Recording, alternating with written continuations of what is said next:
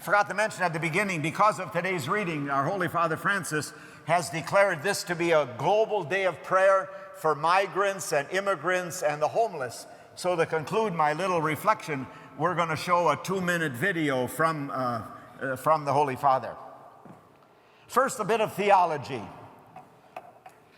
We believe that when we physically die, there's going to be a judgment. And those who follow the ways of God are going to go to heaven, and those who don't follow the ways of God are going to go to hell. Now, no preacher likes to talk about judgment. You don't like to hear about judgment. Even in our society today, people who are not religious believe somehow when this life ends, they continue to live, and they're going to live with God. Nobody likes to be reminded that there are consequences for our actions. But this is again a reminder. And the reason I bring that up is that in the gospel today, Jesus said, between you and us, a great chasm has been fixed, so that those who might want to pass from here to you cannot do so, and no one can cross from there to us. So we believe after this physical life, after we're judged, we go to heaven or hell, and you stay there for eternity. There's no crossing back and forth. This one verse in the scripture is part of this, the foundation for our belief in that. When the Pharisees heard Jesus tell this parable, they heard it much differently than we hear it, because they had a different world view. You know, most of us believe that the earth goes around the sun and all that. They didn't believe that in the time of Jesus, in the time of the Bible. You always have to put on their view of the world. They believed the world had 3 layers: heaven, earth, and the netherworld. In Bible, that's called Sheol. They believed the world was flat, like a plate. And the plate stood on pillars. That's why you read in the Psalms, the pillars of the earth. Over the plate was a dome, like the cover of a cake plate. And then above, that was the heavens. And that was all water because it was blue. And when it rained, God would open up the corks to let the rain through the dome. So, the people of the time of Jesus believed that your reward and punishment was in this life. They'd had no idea of an afterlife like most of us do. So, the rich man was rich because he was good. If you were good, you would be rewarded in this life. And the poor man, the beggar, was punished because he was bad. Because you were rewarded and punished in this life. So Jesus comes and he turns everything upside down. And that's what's so hard for us to deal with.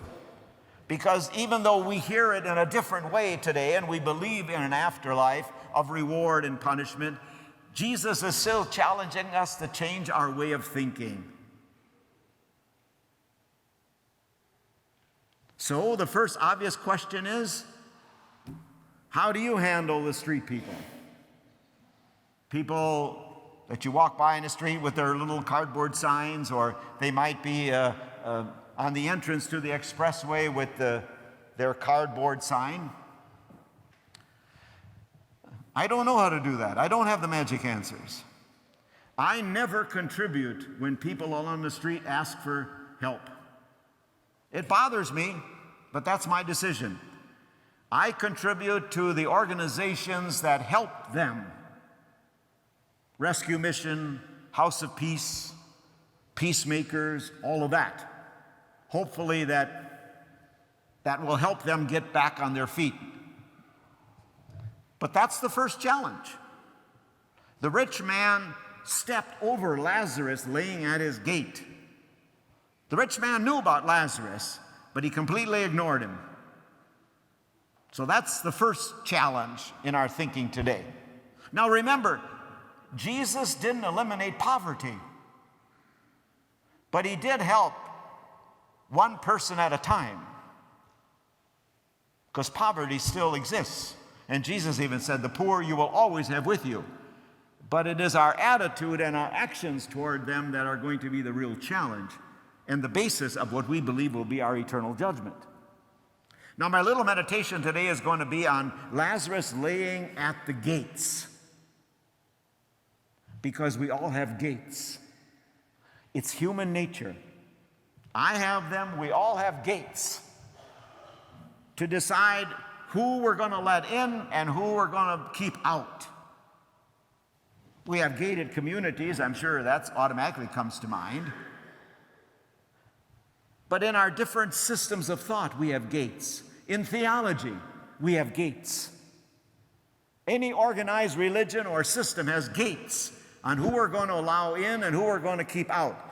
Even Catholicism, we have gates about who should go to communion and who shouldn't, who's allowed to be a part and we should keep separate.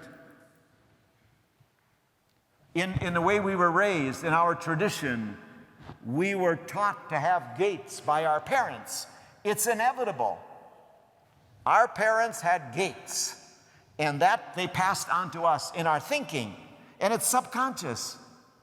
All bigotry and ignorance and racism was taught to us from young on. It's hard for us not to accept that. We have gates. Even boredom or disinterest is a gate. Who cares? Every class, every race, every social status, every economic level has gates. Now, our problem is we don't think we're rich. Because, again, human nature, when you think about your economic status, we always compare ourselves to people who have more than we have. You think about the athletes making their millions, or celebrities, or the big CEOs making millions. We say, well, they're rich, I'm not. But the challenge is, as Jesus wants to turn our thinking upside down, is to think about us and our economic status compared to the poor, those who don't have it as good as we have it. That's the challenge. Do you think about that? How many people do not have safe drinking water? How many people do not have a morning shower and you can have it as hot or as cold as you want it? We are rich. We are blessed. So we're challenged, as the rich man, to think about others, to use our life not as a mirror where we only see ourselves, but as a window where we see others. Now, the biggest gate that I wonder if we don't have are the people in our own homes. When was the last time that you and I spent some time and sat down with one of our loved ones and said, "How are you?" We're all so busy that we ignore the very people in our homes, or your children, or your parents, those close to us. We're so busy that we've set up a gate and we just don't let anybody else in. And that's the challenge. Jesus, at the end of the gospel, said, they won't believe even if somebody rose from the dead. Well, somebody did rise from the dead. Does it change us?